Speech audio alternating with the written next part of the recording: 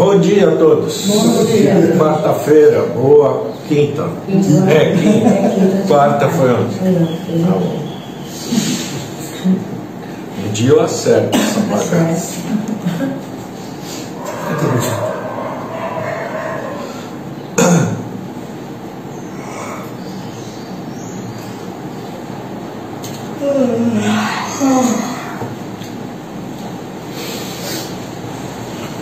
Ensinamento de Meishu Sama, personalidade do imperador Go-Daigo do ponto de vista espiritual.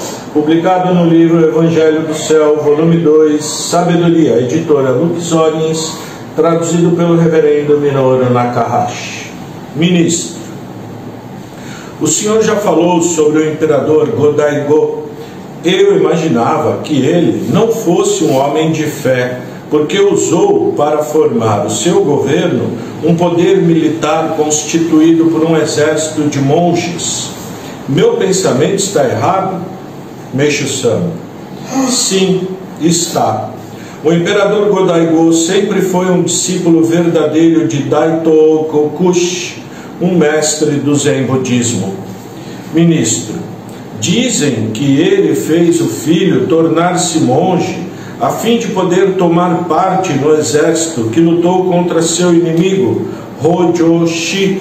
Meishu Sama: isso talvez possa ser verdade. A meu ver, porém, o que realmente aconteceu foi de alguns de seus subordinados terem se tornado monges com o intuito de lhe prestarem colaboração.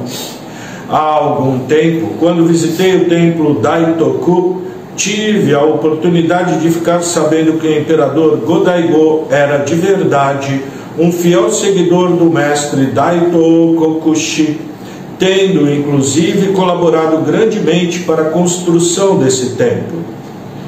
Aconteceu, porém, de mais tarde, Go-Daigo, mesmo sem perceber, ter se inclinado para o brahmanismo, cujo pensamento é essencialmente materialista.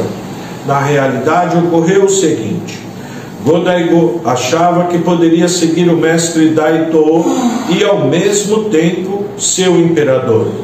Nesse comportamento bilateral residia, de fato, a intenção de Go-Daigo, qual seja, atingir objetivos políticos concomitantemente com a propagação da fé.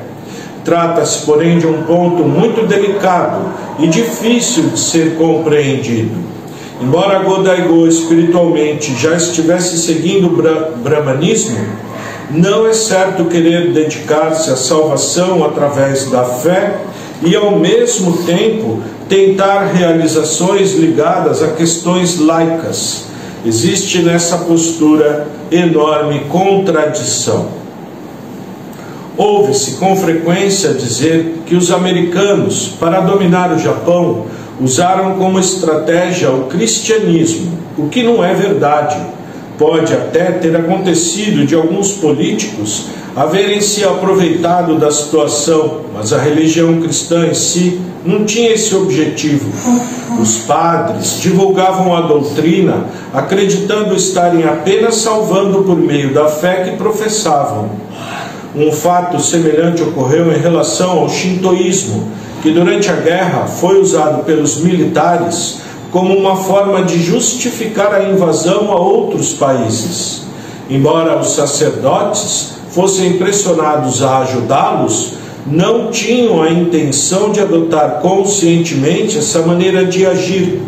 A intenção verdadeira constitui, por conseguinte, um princípio fundamental de sabedoria a ser seguido durante a realização de qualquer empreendimento.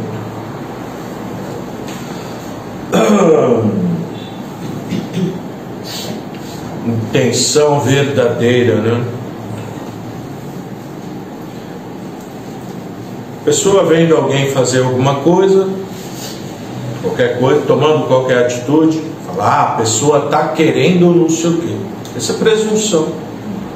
Você não sabe, só a pessoa que sabe o que ela realmente está querendo, né?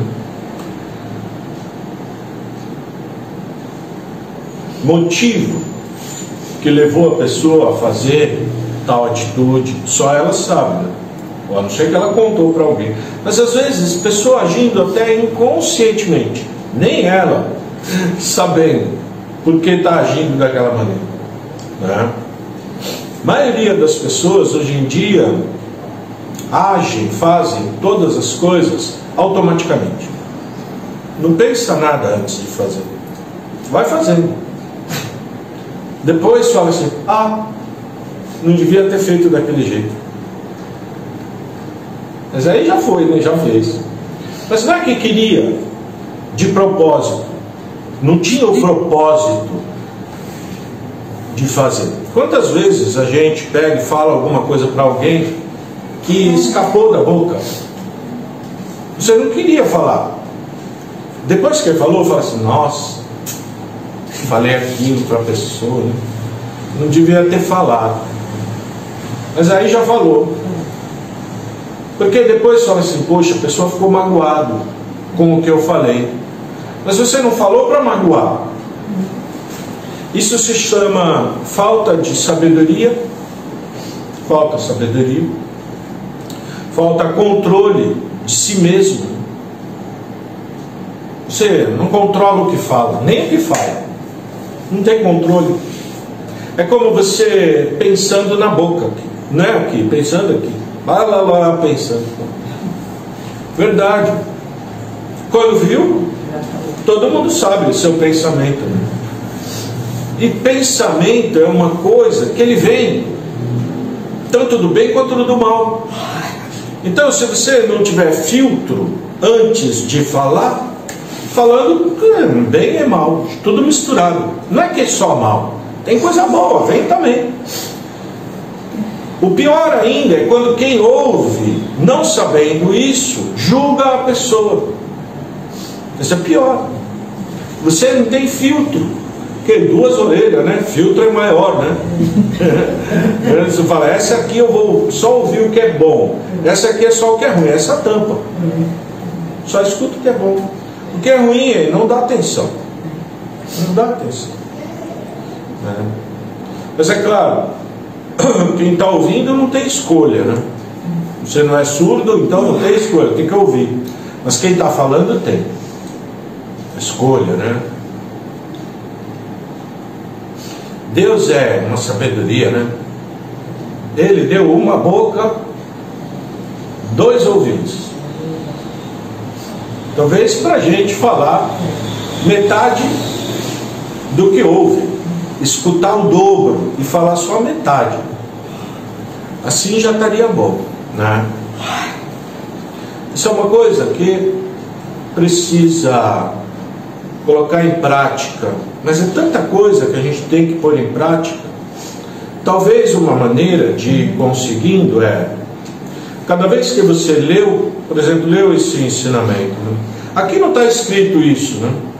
De pensar primeiro antes de falar, não.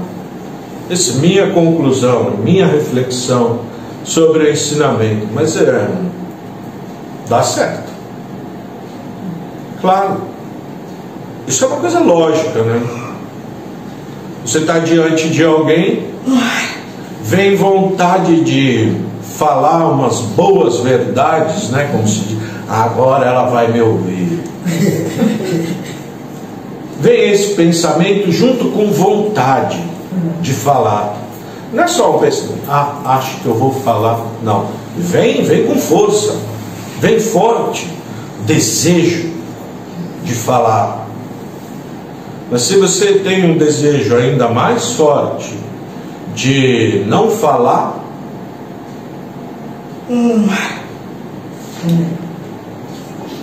qualquer coisa, não sair só falando, você tem o desejo de primeiro filtrar, pensar no que vai falar.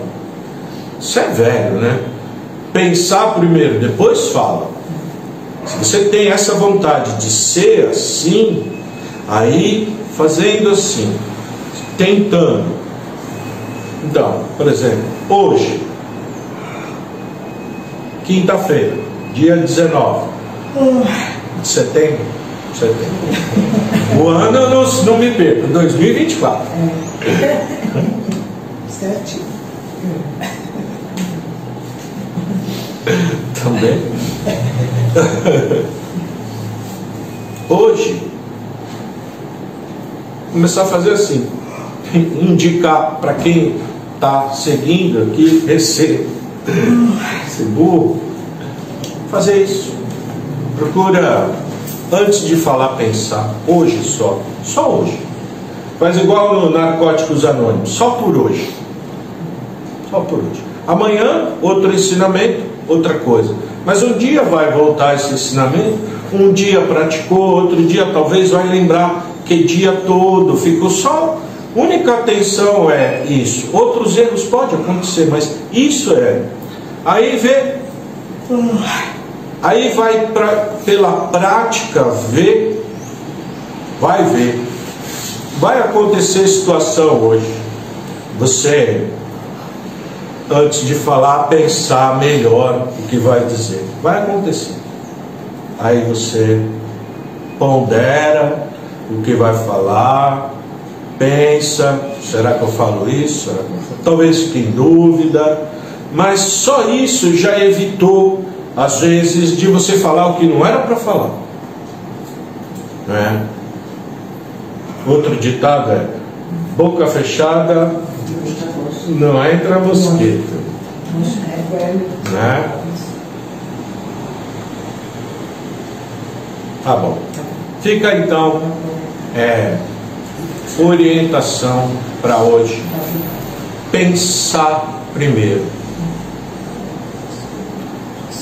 Falar pouquinho, não precisa falar. Mas se eu falar era do dia, não vai usar muito palavra. Comunicação pelo sono, pelo olhar, pelo gesto, pela expressão. Você olhando assim na pessoa, você já